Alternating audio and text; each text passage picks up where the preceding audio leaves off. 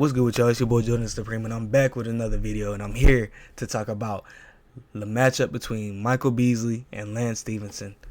First and foremost, shout out to the ABC crew, Austin Mills, B. Ellis, Sel, and a big shout out to Kyrie Irving for deciding to join the next chapter with doing this event.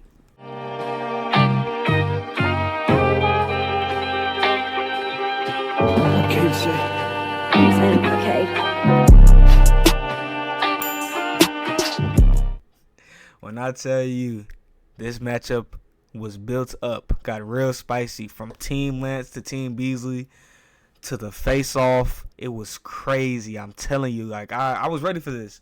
Now, I don't know who y'all had, but I had Beasley for the win. One, height advantage. We know Beasley's a pure bucket. He's going to have a good look majority of the time. Now, of course, Lance can play defense, but there's only so much you can do in terms of height advantage. And they're both pro players. They know how to get to their spots. They know how to score. Like Lance, he will give you the most entertaining 8 to 12 points in a game. I kid you not. If you know, you know.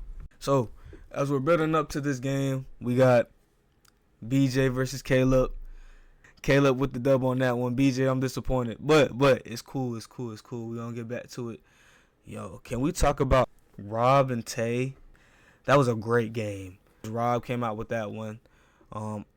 It was close, though. Don't sleep on Tay. I'm telling you, Tay is that guy.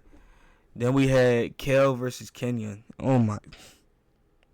I did not expect it to be that bad. And I get Kel is undersized, but the way Kenyon did him, oh my goodness. 30-9 is atrocious. Then we got Eli versus Moon. And Moon came up with that one. And trust me, Eli is very tough. But Moon is like a vet to this. Like, he knows how to control the game. I mean, she starts slow, but he does know how to end the game. And that he did. Then we got Cam versus Lat. And when I tell you, Cam is Mr. Entertainment. From the comeback, making it 30-28, because it was 20-28. I kid you not, it was 20-28, and the fact that he made that comeback, amazing. But he knows how to perform when the light is the brightest. Lat, shout out to Lat, great scorer. Got some work to do with closing the game. I mean, we know what he's capable of, though. He dropped 70 plus before. Then we finally get to the main event. Lance Stephenson versus Mike Beasley. That first half, I liked how it started. Beasley got the first bucket. Lance Stephenson got a little momentum. Then it came back to Beasley. Like, it was back and forth. I like that. And then, of course, there was an altercation that happened.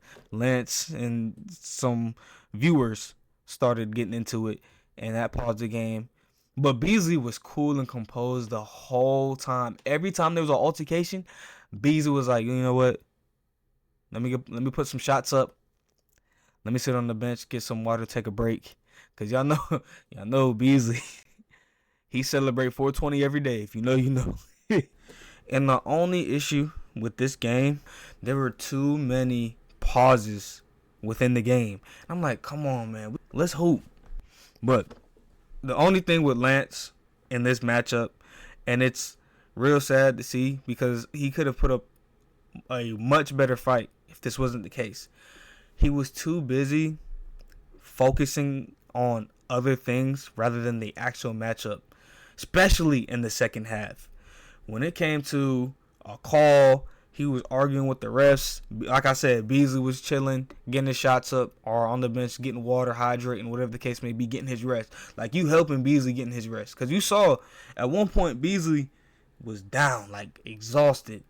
But he found any and every way to get his breath back by either talking to the ref or capitalizing on Stevenson, arguing with a fan, a viewer, whatever the case may be, and all the refs.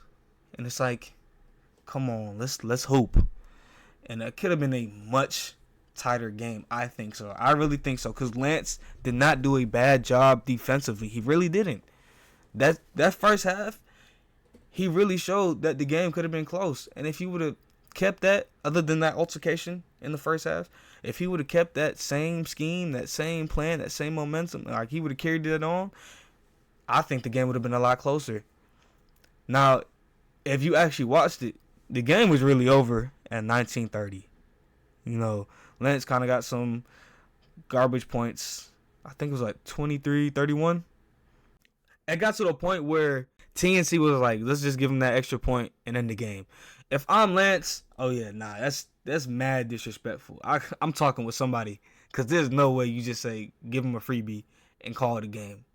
You know Lance isn't going for that. And yeah, man, it could have been a lot closer if Lance would have just focused more so on the game rather than arguing with the refs. There was a point in time where I think Beasley was able to rest for a good 5 to 6 minutes, maybe even more than that. And I'm like, if you would have kept pressing, Beasley would have been more fatigued. You would have had more of an opportunity to get buckets, blow by him, whatever the case may be. And the game would have been a lot more entertaining. But no, Beasley, being the high IQ player he is, especially in ones, because you already heard the stories. Beasley is like that in ones. He stayed calm, cool, collected, got his shots up, took his breaks, found any and every way to get a break, and came out with the win. Man. It's amazing that we finally got to see this, though. I personally had Beasley winning regardless, but Lance did not do a bad job. He actually did fairly well defending Beasley as well. There were times where I'm like, okay, yeah, you can't do nothing about it. Like the fadeaway jumpers that Beasley was doing, open looks. He was just missing at that point. But man, this was a real exciting game. I'm happy that TNC was able to make this happen. I hope to see more matchups like this, more exciting retired NBA players coming in. Not even retired, but out of their prime NBA players coming in and hooping. I want to see, because Frigga got connections. I kind of want to see Lou Will, because I know Lou Will was at one of Frigga's park takeovers. I kind of want to see Lou Will in this space. I want to see what he does. I know he's going to cook. I know it's going to be entertaining. But yeah, man, I appreciate y'all. Y'all let me know what y'all think. How do y'all feel about Lance and Beasley's matchup? Do y'all think Lance could have put up a better fight if he wasn't doing all that? Do you think that Beasley had this in the bag from the jump?